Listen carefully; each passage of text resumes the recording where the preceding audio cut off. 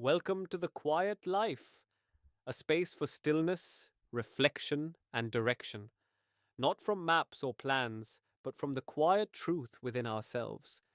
Tonight, we explore one of the hardest and most beautiful skills life ever asks of us: the art of surrender. Surrender. It's a word that can sound heavy, like giving up, like lowering the flag or losing the fight. But real surrender isn't about defeat. It's about releasing what was never truly ours to control. It's not weakness, it's wisdom. It's the moment you stop pushing the river and start learning to float. We spend so much of our lives trying to hold everything together: plans, people, expectations, even pain. We call it strength, but often it's fear wearing armor. We grip tighter because we're terrified that if we let go, everything will fall apart. But sometimes things are meant to fall apart so that something truer can take their place. Surrender means trusting that process, trusting the ground even as it shifts beneath you. There's a quiet kind of courage in saying, I don't know anymore. It's the courage to admit that the map has blurred and still keep walking, because softness, not certainty, is what leads us home. When you surrender, you don't abandon effort, you release resistance. You stop fighting what is and start listening to what wants to unfold. I remember once sitting beside the ocean after a time of deep exhaustion. My plans had failed. The things I thought would stay had left.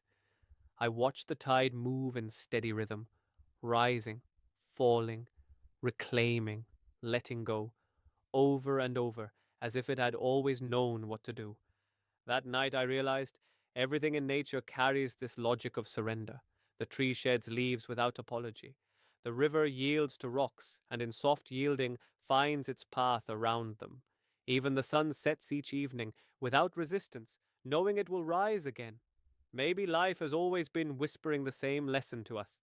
The more we release our grip, the more gently things begin to move. Surrender doesn't mean you stop caring. It means you stop trying to steer every current with sheer willpower. You trust timing, you trust endings, you trust that absence too is a form of guidance.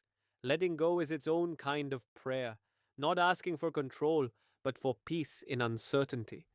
Because so much of what we cling to, perfection, closure, certainty, was never meant to be held.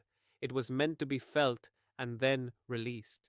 There's a quiet grace that arrives after surrender, a sense of spaciousness where fear once lived. You start to see that letting go isn't losing yourself, it's making room for yourself. Room to breathe, to begin again, to trust that you are carried even when you can't see where.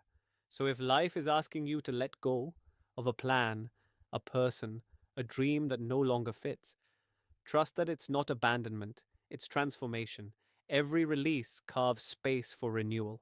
Surrender doesn't mean stopping the journey, it means walking lighter. Thank you as always for listening with me here on The Quiet Life. In our next episode, we'll talk about carrying light, how to nurture and share the small glimmers of peace we rediscover along the way. Until then, breathe deeply, open your hands, let what wants to go, go, and let what remains, remain.